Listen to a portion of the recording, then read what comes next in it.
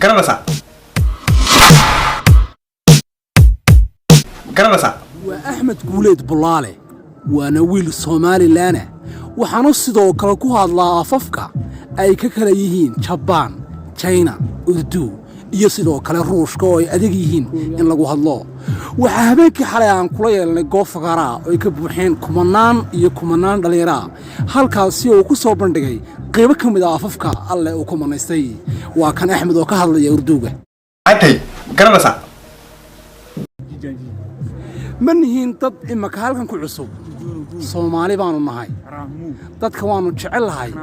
dhammaan dhalinyaraduna way noo goshahay fakaarakaaguna wuu jecel yahay aad baanu jecelahay dadkayga waxaanu doonaynaa inaanu dadka u faa'iideyno cilmigan aanu hayno mana noqonayno qaar ka gaabsada dhalinyarta waxaan arkayaa dhalinyaro fara badan oo aad u qosleeya oo halkan ila taagan waxay leeyihiin ma baranaa warna bara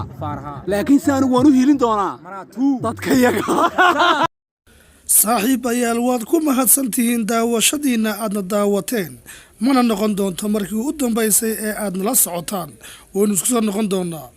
aniga qudhayda ayaaba islima barataa afafkan waad mahadsantihiin